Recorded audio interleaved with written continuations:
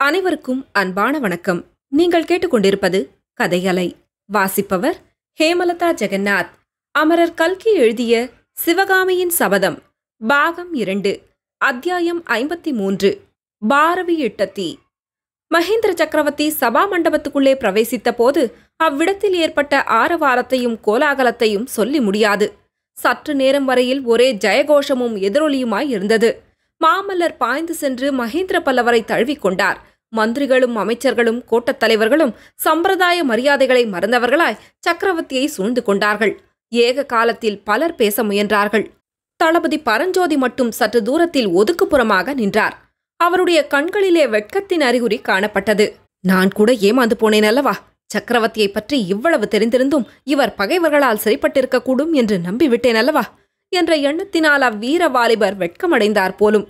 ஆரவாரம் சற்று அடங்கியதும் மகேந்திர சக்கரவர்த்தி சபையோரை சுற்றி வளைத்து பார்த்து, ஏது எல்லாரும் ஒரே குதூகலமாயிருக்கிறீர்கள்? உங்களுடைய உற்சாகத்தை பார்த்தால் யுத்தத்திலேயே ஜெயித்து விட்டது மாதிரி தோன்றுகிறதே. நமது கோட்டை தளபதி மட்டும் சிறிது வாட்டமடைந்து காணப்படுகிறார் என்றபோது எல்லாருடைய கண்களும் பரஞ்சோதியை நோக்க அவருடைய வெட்கம் இன்னும் அதிகமாயிற்று. முதன்மந்திரி சாரங்கதேவர், பல்லவேந்திரா, தாங்கள் வருவதற்கு ஒரு வினாடி நேரத்துக்கு முன்னால்தான் நம் சைன்யத்தை கோட்டைக்கு வெளியே கொண்டு போய் புலிகேசியுடன் போர் நடத்துவதாக நாங்கள் இங்கே தீர்மானித்திருந்தோம். தங்களுடைய வரவினால் அதற்கு இடமில்லாமற் போய்விட்டதே என்று நமது கோட்டை தளபதிக்கு வருத்தமாயிருக்கலாம் என்றார். என்ன என்ன நம்முடைய சைன்யத்தை கோட்டைக்கு வெளியே கொண்டு போவதாக உத்தேசமா? இந்த அபூர்வமான யோசனையை யார் செய்தது? சேனாதிபதி, எப்படி என்னுடைய கட்டளையை மீறத் துணிந்தீர்? உமக்கு கூட என்னிடம் நம்பிக்கை இல்லாமல் போய்விட்டதா என்று பல்லவேந்திரர் சிம்மகர்ஜனை போன்ற குரலில் கேட்க, சேனாதிபதி கலிப்பகையார் தாழ்ந்த குரலில், பிரபு, தாங்கள் பகைவர்களால் சிறைப்பட்டிருப்பதை கேட்ட பிறகு நாங்கள் எப்படி கோட்டைக்குள்ளே பதுங்கிக் கொண்டிருக்க முடியும்? தங்களை விடுவிக்க முடியாத பல்லவ சைன்யம் இருந்தென்ன, இல்லாமற் போயென்ன என்றார். ஆஹா, நான் பகைவர்களால் சிறைப்பட்டிருந்தேனா? இது என்ன கதை என்று சக்கரவர்த்தி கேட்டபோது அங்கே கூடியிருந்தவர்களின் ஆச்சரியத்திற்கு அளவே இல்லாமல் போய்விட்டது. முதன்மந்திரி சாரங்கதேவர் சற்று முன்னால் சக்கரவர்த்தியின் தூதன் என்று சொல்லிக்கொண்டு ஒருவன் வந்ததையும் அவன் கூறிய அதிசயமான செய்தியையும் அதன் மேல் தாங்கள் தீர்மானித்ததையும் சுருக்கமாக கூறினார். எல்லாவற்றையும் கேட்டுவிட்டு, ஆஹா, நாகநந்தியடிகள் நான் நினைத்ததற்கு மேலே கெட்டிக்காரராயிருக்கிறார். சற்று நேரம் தாமதித்து வந்திருந்தேனானால் காரியம் அடியோடு கெட்டுப் போயிருக்குமே என்றார் மகேந்திர சக்கரவர்த்தி. பிரபு, அப்படியானால் அந்த தூதன் கூறியது பொய்யா? தாங்கள் பகைவர்களிடம் சிறைப்படவில்லையா என்று சேனாதிபதி கலிப்பகையார் கேட்க மகேந்திரர் கூறினார், அது பொய்தான். நான் பகைவர்களிடம் சிறைப்படவில்லை. அப்படி நான் சிறைப்பட்டிருந்தாலும் என்னை விடுவிப்பதற்காக நீங்கள் படை திரட்டிக் கொண்டு புறப்பட்டிருக்க வேண்டியதில்லை. என்னை விடுவித்துக் கொள்ள எனக்கு தெரியும். முன்பின் தெரியாத தூதனுடைய வார்த்தையை அவ்வளவுக்கு நீங்கள் நம்பிவிட்டீர்களே. நாகநந்தி நமது எதிரியின் ஒற்றன் என்பதை மாமல்லனாவது பரஞ்சோதியாவது உங்களுக்கு தெரிவிக்கவில்லையா? பிரபு, தாங்கள் சிறைப்பட்டீர்கள் என்ற செய்தி என்னுடைய அறிவை குழப்பிவிட்டது. பல்லவகுமாரரும் மனம் கலங்கி போய்விட்டார் என்றார் பரஞ்சோதி. அவன் ஒற்றனா? அப்படியானால் சிங்களச்சினை அவனிடம் எப்படி வந்தது என்று முதலமைச்சர் கேட்டார். நான் தான் அவனிடம் கொடுத்தேன். இந்த அசாமர்த்தியசாலியான ஒற்றனை கைப்பிடியாய் பிடிப்பதற்காகவே நான் வடக்கு போர் முனையிலிருந்து தெற்கே போயிருந்தேன். பிரபு, எதிரியின் ஒற்றனிடம் சிங்களச்சினை ஏன் கொடுத்தீர்கள்? கொடுத்தபோது அவன் ஒற்றன் என்று தெரியாதா?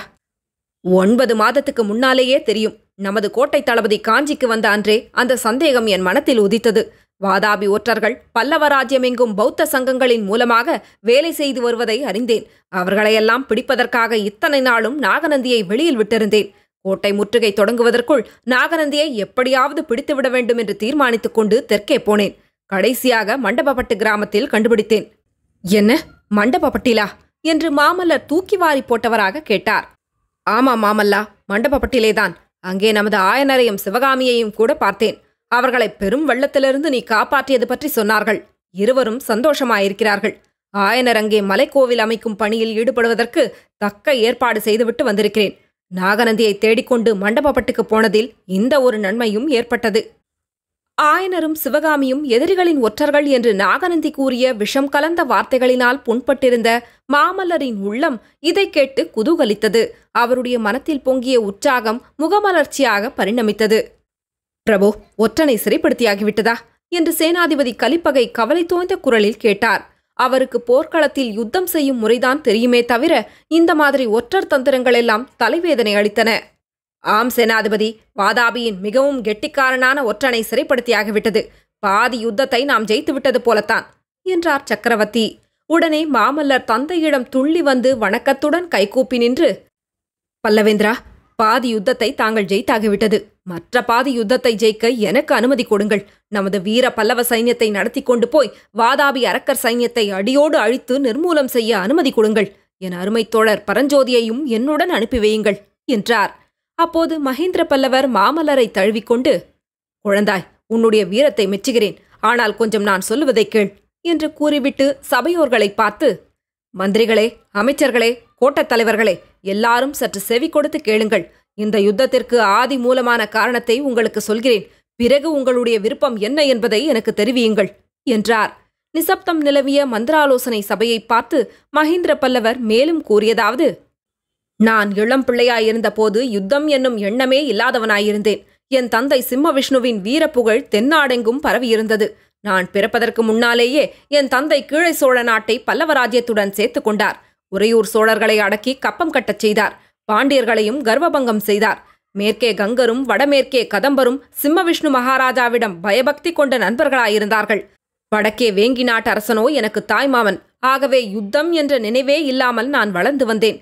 சித்திரம், சிற்பம், கவிதை, சங்கீதம், நடனம் ஆகிய கலைகளில் ஈடுபட்டு காலம் கழித்தேன்.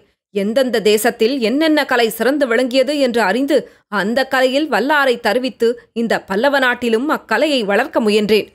இப்படியிருக்கும்போது கங்க மன்னன் துர்விநீதனுடைய சபையில் பாரவி என்னும் வடமொழி கவி ஒருவர் வந்திருப்பதாக கேள்விப்பட்டேன்.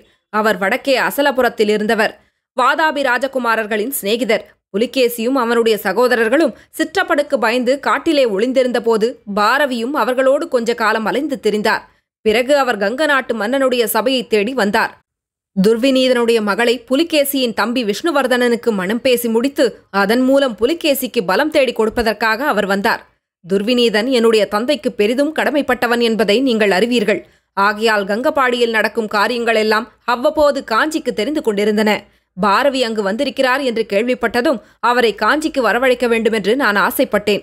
என் தந்தையும் அவ்விதமே துர்விநீதனுக்கு செய்தி அனுப்பினார். அதன் பேரில் பாரவி இங்கு வந்தார். வந்தவர் காஞ்சி சுந்தரியின் மேல் மோகம் கொண்டு விட்டார். இந்த காஞ்சி நகரின் திருக்கோவில்களும் ராஜ வீதிகளும் பூந்தோட்டங்களும் பாரவியை அடியோடு கவர்ந்து விட்டன. புலிகேசி வாதாபி சிம்மாசனத்தில் ஏறிய பிறகு அவனும் அவன் தம்பி விஷ்ணுவர்தனனும் பாரவிக்கு ஓலை மேல் ஓலையாக விடுவித்துக் கொண்டிருந்தார்கள். வாதாபிக்கு திரும்பி வந்து விடும்படியாகத்தான். ஆனால் பாரவி அதற்கெல்லாம் இணங்கவில்லை. காஞ்சியை விட்டு போவதற்கு அவருக்கு மனம் வரவில்லை. புலிகேசியின் ஓலைகளுக்கெல்லாம் பாரவி தம்மால் வர முடியாதென்று மறு ஓலை அனுப்பினார். அவற்றில் காஞ்சி நகரை பற்றி வர்ணனைகள் செய்தார். அந்த ஓலைகளில் ஒன்றிலேதான் புஷ்பேஷு ஜாதி புருஷேஷு விஷ்ணு நாரீஷு ரம்பா நகரேஷு காஞ்சி என்ற ஸ்லோகத்தை அவர் எழுதினார். இதையெல்லாம் அப்போது படிக்கையில் எனக்கு எவ்வளவோ சந்தோஷமாயிருந்தது. ஆனால் அப்போது அந்த பாரவி கவி மூட்டிய தீதான் இப்போது இந்த பெரும் யுத்தமாக மூண்டிருக்கிறது. புலிகேசி பாரவிக்கு எழுதிய ஓலை ஒன்றில், என்றைக்காவது ஒரு நாள் நான் காஞ்சி நகருக்கு வருவேன், உம்முடைய வர்ணனையெல்லாம் உண்மைதானா என்று பார்ப்பேன் என்று எழுதியிருந்தான். அதுவும் எனக்கு பெருமையாயிருந்தது. அப்போது வாதாபி சக்கரவர்த்தி காஞ்சிக்கு வரும்போது அவருக்கு பிரமாதமான வரவேற்பு நடத்த வேண்டும் என்று எண்ணியிருந்தேன். ஆனால் சபையோர்களே, நான் நினைத்ததற்கு மாறாக இப்போது கோட்டை கதவுகளை சாத்தி வாதாபி சக்கரவர்த்தியை வெளியில் நிறுத்த வேண்டியிருக்கிறது.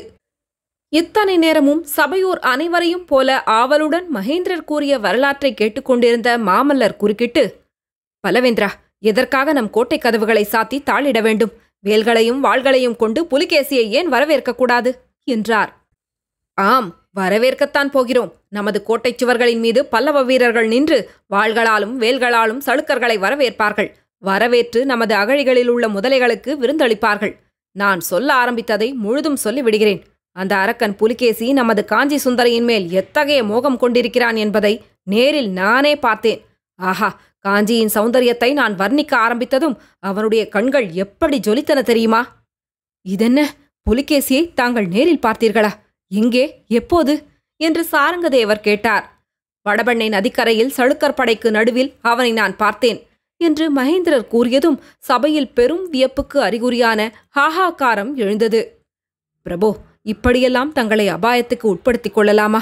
இந்த பெரிய பல்லவ சாம்ராஜ்யம் தங்கள் ஒருவரையே நம்பியிருக்கிறதே என்றார் முதலமைச்சர். தொடரும். கதையலை உங்களுக்கு பிடிச்சிருந்ததுன்னா உங்க நண்பர்களோடும் உறவினர்களோடும் பகிர்ந்துக்கோங்க. நன்றி.